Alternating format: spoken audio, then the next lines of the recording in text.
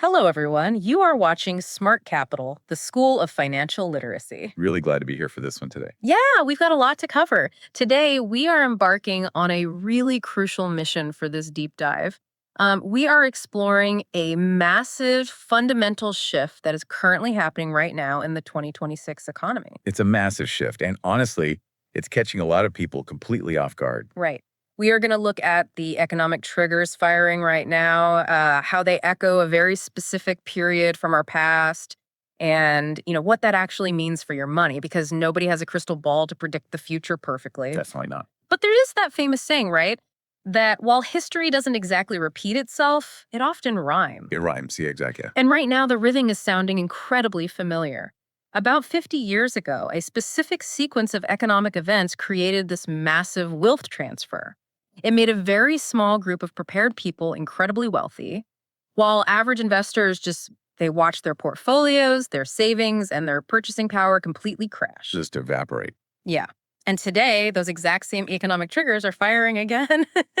But before we continue, I'm curious how many of you are already interested in financial education or investing?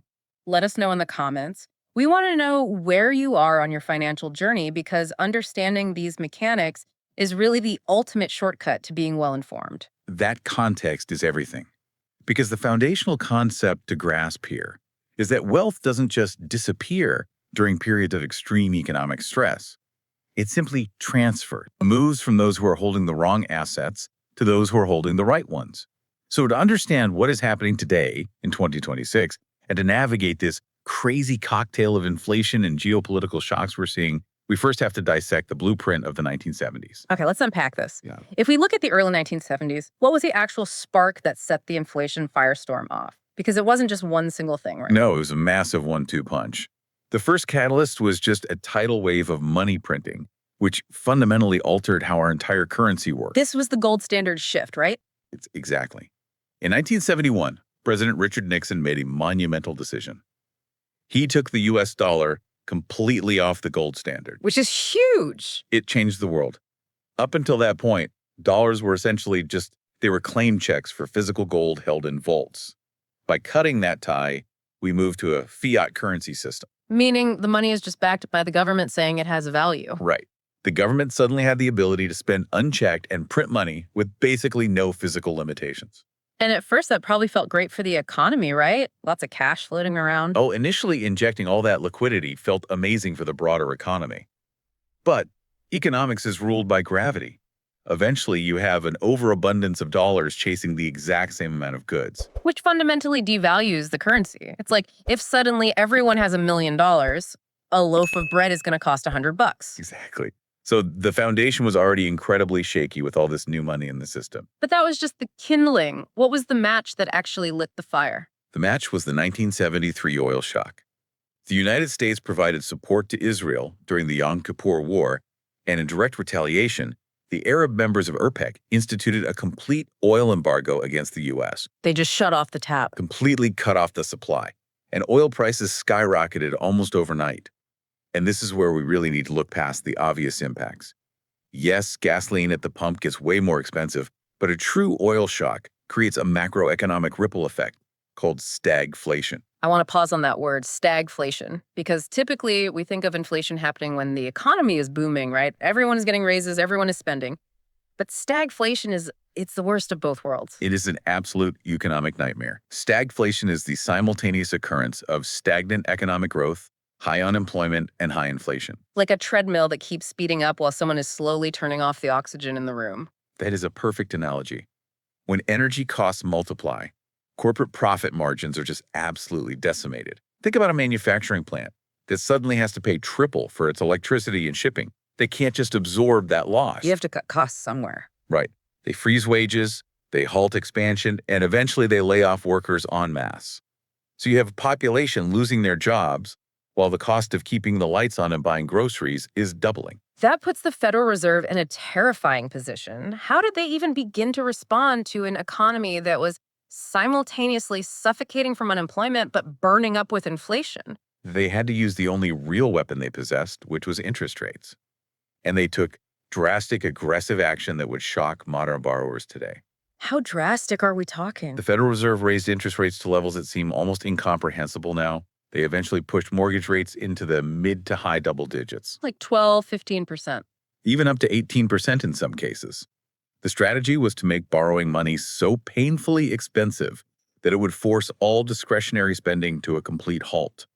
They were trying to starve the inflation of any oxygen. But doing that essentially guarantees you are going to break the financial markets. I mean, nobody can afford a house at 18%. It absolutely breaks the markets, and the fallout was devastating. Between 1973 and 1974, the stock market crashed by approximately 45%. 45%, that's nearly half your wealth. Just gone. Yawn. But the truly fascinating and painful mechanic was what happened to the bond market. Let's break down the inverse relationship between bond yields and prices, because this catches so many average investors off guard. Yeah, please explain this, because bonds are supposed to be the safe asset. Right. Everyone thinks bonds are safe. Imagine you hold a government bond paying a safe 3% return. Suddenly, the Fed jacks up interest rates to fight inflation, and brand new bonds are being issued paying 10%. Okay, so why would anyone buy my old 3% bond when they can get a brand new one paying 10%? Exactly the problem. Yeah. Nobody will buy your bond unless you dramatically slash the asking price to make up for that massive difference in yield. You have to sell it at a huge discount. So by aggressively hiking rates, the Fed inadvertently made older bonds nearly worthless on the secondary market. Yes, the traditional pillars of wealth all collapsed simultaneously. Cash lost its purchasing power to inflation, bonds lost their core value due to the rate hikes, and stocks plummeted as corporate profits dried up. It was just a brutal era for the average person's wallet. If you enjoy clear and simple explanations of financial topics like this, give this video a like so we know you want more content like this. It really helps us out. Now, let's fast forward to today. The reason we are looking at this 1970s playbook is because the eerie, almost uncomfortable parallels to the 2026 economy. It really is uncomfortable. We are seeing those exact same two catalysts lining up perfectly right now. The structural similarities are undeniable at this point. Let's look at the modern money printing catalyst. In 2020, the global pandemic brought the entire world to a standstill. Right, everyone remembers that panic. To prevent a total deflationary collapse, governments authorized massive stimulus measures. While we were already off the gold standard, the central banks effectively put the printing presses into maximum overdrive. Buying up assets, sending out checks. Exactly. They injected trillions of dollars of liquidity into the system. Just like that post-1971 era, that historic increase in the broad money supply is the root cause of the sticky, persistent inflation we've been battling over the last few years. And then, right on schedule, the geopolitical domino falls. Here in 2026, the global landscape has completely fractured.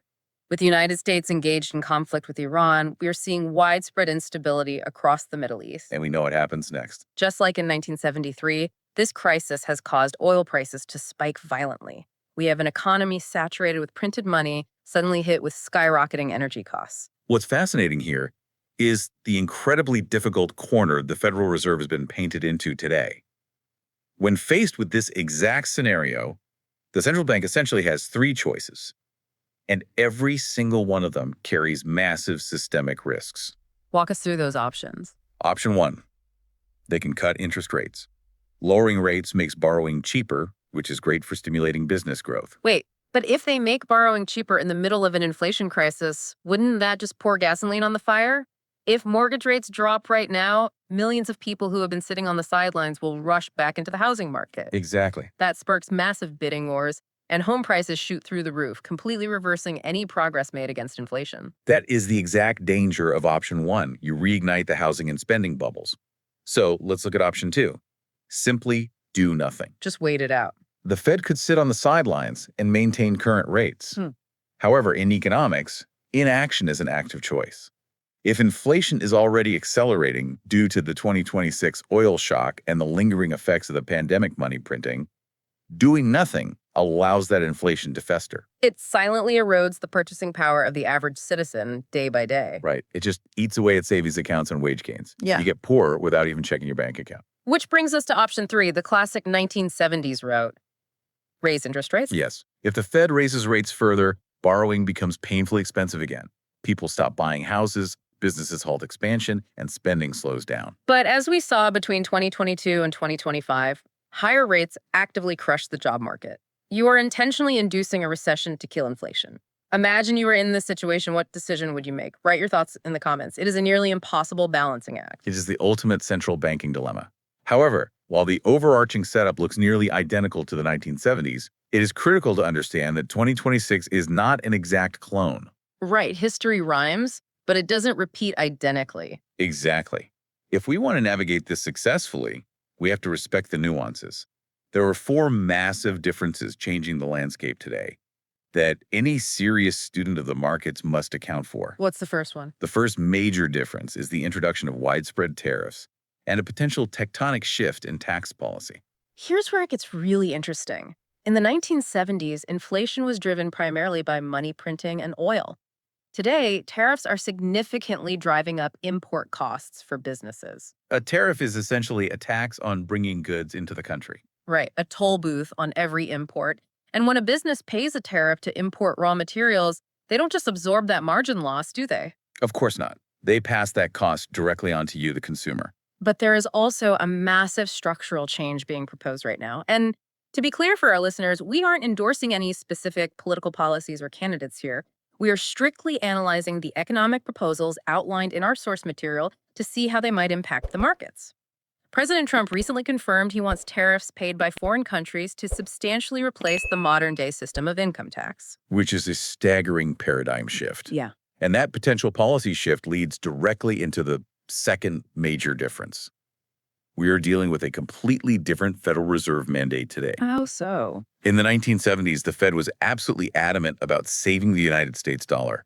They were willing to induce a severe recession, accept skyrocketing unemployment, and crash the stock market if it meant preserving the dollar's status as a hard store of value. They were protecting the currency at all costs. Yes. Today, the priorities have fundamentally shifted. President Trump is appointing a new Federal Reserve chairman who takes over in May 2026. The explicit economic goals of this administration are a weaker dollar and lower interest rates. Let's break down the mechanics of that because a weaker dollar sounds inherently bad to most people, but it has a specific utility for a government, right? It does. A weaker dollar completely changes the foreign exchange dynamic. Yeah. Let's use an example. If an American manufacturer is selling a tractor for $100,000 and the euro gets stronger against the dollar. European buyers effectively pay fewer euros for that exact same tractor. Exactly. It artificially boosts U.S. manufacturing exports, making American goods way more competitive globally. However, the flip side is that it hurts our domestic purchasing power. Everything we import becomes more expensive. Right. It is the exact opposite of the 1970s strong dollar playbook, meaning the central bank is highly unlikely to use those brutal, market-crushing rate hikes this time around. That plays right into the third big difference, which is the behavior of gold. Gold is traditionally the ultimate panic asset. You buy it when the house is already on fire. Yeah. But what is totally unique about 2026 is that gold experienced a massive pre-boom. It didn't wait for the Middle East conflict to start. That's a crucial observation. Since the 2020 pandemic, central banks around the entire world, from China to various emerging markets, they've been aggressively hoarding physical gold. Why? They're executing a calculated strategy of de-dollarization. They want to strengthen their own sovereign currencies and actively detach their economies from relying on the US dollar and the American banking system. So they're building their own safety nets. Precisely. Because of this massive institutional buying, gold was already breaking record highs well before this 2026 oil crisis even hit the headlines. Which brings us to the fourth major difference, the composition of the stock market itself. In the 1970s, the market was dominated by a basket of companies known as the Nifty 50. These were the massive, supposedly invincible blue chips of the time. Companies like IBM, Xerox, Polaroid. Investors treated them like high-growth savings accounts. They thought they could never go down. Until they did. When rates went up, the cost of the debt those companies relied on just exploded. Their valuations compressed, and they dragged the whole market down with them. Contrast that with today, where our market is heavily reliant on the Magnificent Seven, the tech giants driving the artificial intelligence revolution. And this is the great unknown of our current decade. AI is fundamentally changing the global economy, driving actual tangible productivity gains. But it begs a massive question for the listener. Will these AI-heavy stocks experience a dot-com style bubble burst before the technology becomes truly integrated and sustainable across the broader economy? Or will their total dominance over future corporate productivity mean they just keep rising, defying historical gravity? We are in uncharted macroeconomic territory with AI right now. If you're interested in financial education, investing, and understanding how money works, make sure to subscribe to the channel. We regularly break down complex financial ideas in simple terms. So, taking all of this into account, the eerie 1970s parallels and these four massive 2026 wildcards, how do we adapt? Because understanding the mechanisms of the past is only useful if we actually apply them to the realities of the present. If we want to understand where the opportunity lies, we have to look at how the savvy investors of the 1970s survived stagflation and then translate those asset classes to our modern financial system. So, what does this all mean?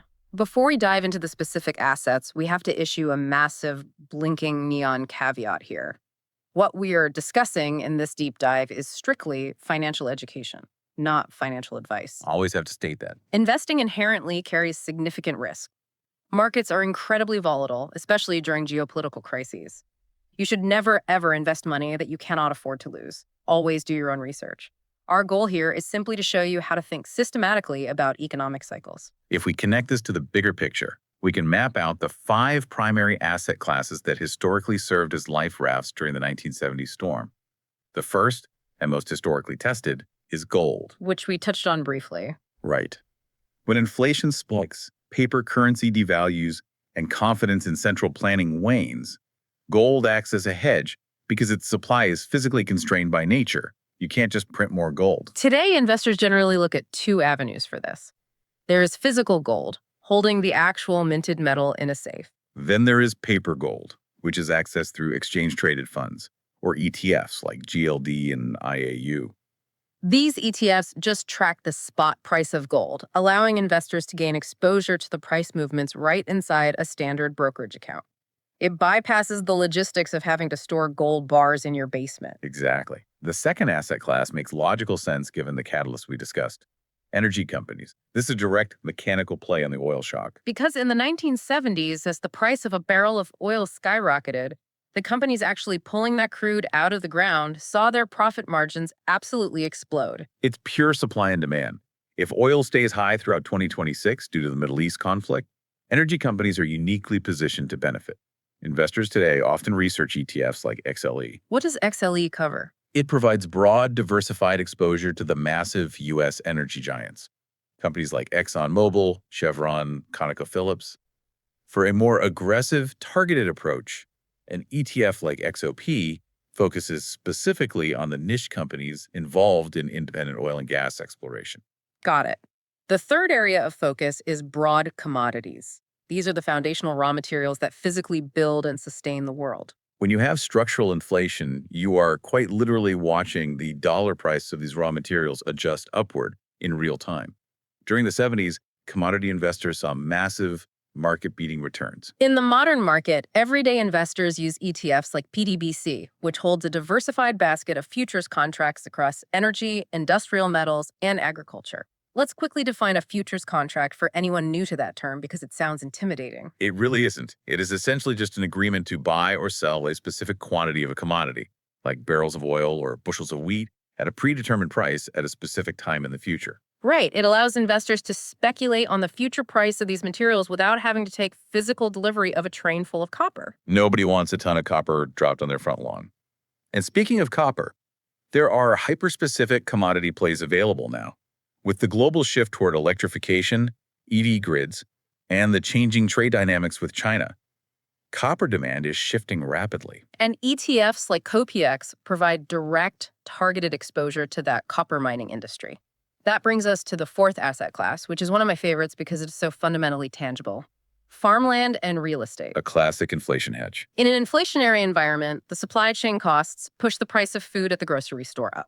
When food prices rise, the agricultural industry generates more revenue, which inherently drives up the underlying value of the dirt itself.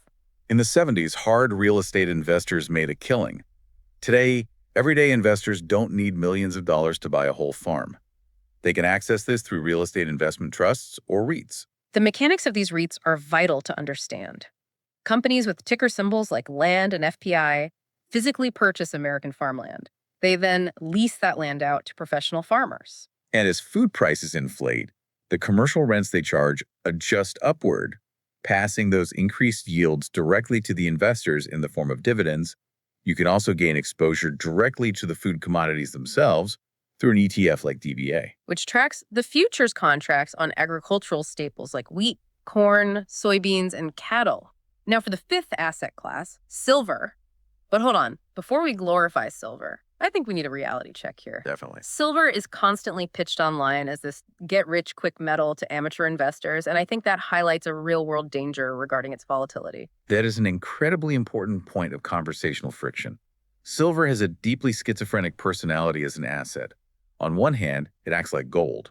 When retail investors flee the dollar out of fear, they often buy silver as a cheaper monetary hedge. Which can cause its price to skyrocket much faster than gold during a panic. Yes. But on the other hand, it is a highly critical industrial metal. It is used heavily in the modern tech economy, inside everything, from solar panels to consumer electronics. Meaning its value is tied directly to economic output. So if the Fed raises rates, the economy slows down, and nobody is buying new electronics, the industrial demand for silver vanishes. It can fall much harder and faster than gold during a severe economic downturn. It requires an incredibly strong stomach for volatility. It absolutely does. It is a dual-edged sword. So, to synthesize this entire deep dive, we are currently staring down a macroeconomic landscape in 2026 that perfectly mirrors the greatest wealth-shifting era of the 20th century. We are dealing with a cocktail of sticky inflation caused by pandemic-era money printing, aggressively mixed with a sudden, violent geopolitical oil shock in the Middle East. And the Federal Reserve is trapped in an impossible corner, forced to make decisions that will either let prices soar or crash the job market. But the investors who protect their portfolios will be the ones who recognize the modern wildcards. We aren't in the 70s anymore. Exactly. We are facing a Federal Reserve mandate actively pushing for lower rates and a weaker dollar. We have global central banks systematically hoarding gold. We have the incredible, unpredictable power of AI reshaping corporate productivity. And we have the potential for massive tariffs to rewrite the rules of global trade. The historical playbook of rotating into gold, energy, commodities, and real estate provides the architectural foundation, but intelligently adapting it for 2026 is the key. It requires paying attention not just to the headlines, but to the underlying mechanics pulling the levers of the economy. I want to leave you with a final provocative thought to mull over. We talked about President Trump's proposal to use foreign tariffs to replace the income tax system. A massive proposal. If tariffs successfully replace the income tax system as proposed, how would having 100% of your paycheck completely alter your personal investing and spending habits in an inflationary environment? That is a fascinating behavioral puzzle to consider as we watch these markets unfold. Thank you for watching this video all the way to the end. If you enjoyed this discussion, subscribe to the channel, leave a like, and we'll see you in the next breakdown.